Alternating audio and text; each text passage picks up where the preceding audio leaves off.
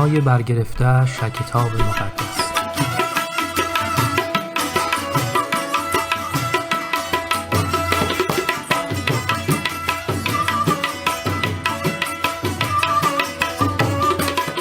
داستان تبعید و بازگشت.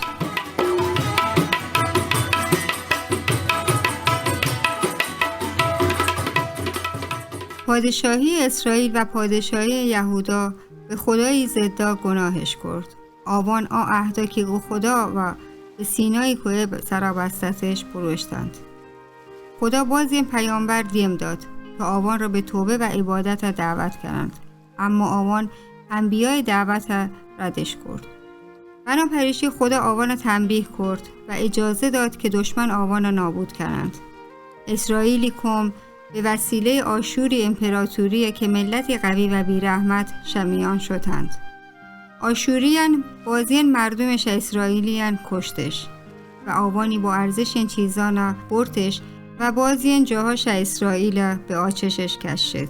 آشوریان گرد رهبران ثروتمند مردمانا و افرادی را که به کارانی تها مهارتش داشت به آشور برتش. فقط افرادی که ضعیفتند و کشتگ نبوتتند به اسرائیل تها مانتش. و بعد آشوریان غریبه وانا به سرزمینی که اسرائیل حاکمت یا ارتش که عاد زندگی کنند. بیگانه وان شهرانه که خراب بوتتند بازسازیش کرد.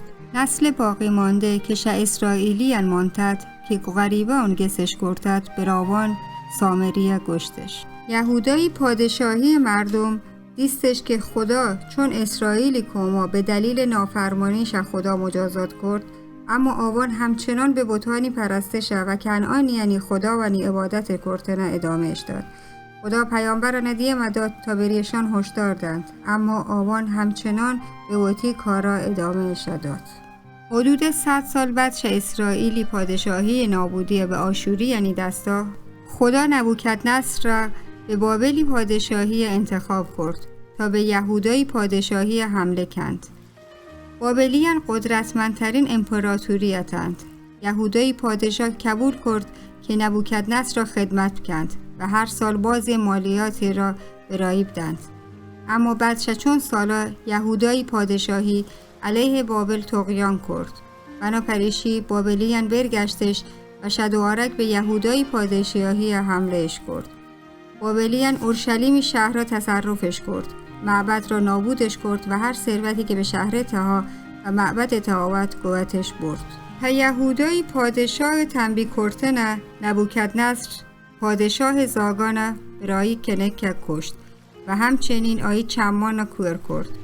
بعد ششی آوان پادشاه را قوتش برد تا به بابلی زندان تها مرید. نبوکدنصر و آیی سپاه تقریباً گرد یهودای قلمرو اهالی قوت به بابلش برد و فقط ضعیف این مردم انا برادش هشت تا به زراعت مشغول بیند. یه دوره زمان را که خدای کم مجبور به سرزمین موعود ترک کرده نبودند تبعید نامد. اگرچه تبعید خدای مجازات بنی اسرائیل کم گناه هاتد، اما خدا عهدی را که قوتی کما بستد بیوش نکردد. خدا وتی کومه مواظب هتت و گراوان و انبیاوی وسیله و خبر داد. خدا به آوان وعده داد که بعد 70 سالا دوارک بنی اسرائیل را به سرزمین موعود برگردانید. بعد 70 سالا کوروش پادشاه پارسیان بابلیان را شکست داد و یک پارسیان امپراتوری بابلی یعنی حاکمیت جاها گرفتش. اسرائیلی مردمان یهودی هم گشتش و بعضی شاوان وقتی تمام عمر را به بابلی تا زندگی کردند. فقط کمی نفر که باز پیرتند توانستش یهودای سرزمین به یاد بیارند. پارسی امپراتوری با وجودی که قدرتمندت و مغلوب و شکست خورده این قومان با ملایمت و مهربانی رفتار کرد. بعد شکوتای مدت که کوروش به پارسی پادشاهی رست دستور داد که هر یهودی که لوتید به یهودا برگردید و آن سرزمین پارس را ترکند و به یهودای سرزمین برگردید. حتی به راوان پول داد که اورشلیم معبدش دوارک بازسازی کنند. 70 سال بعد تبعید واندین گروه شهر یهودیان به اورشلیم شهر را در یهودای سرزمین برگشتند. وقتی کم به اورشلیم رستند، آیی دور دیوار را بازسازی کردند. اگرچه آوان تا دیگه گشته دیگه حکومت تسلط چیه را هتند، اما هنون در سرزمین موعود تا هتند و خدا را در اورشلیم معبد ستایش کردند. داستانی برگرفته ش کتاب مقدس، کتاب دوم پادشاهان، فصل 17 و 24 و 25. کتاب دوم تواریخ، فصل 36.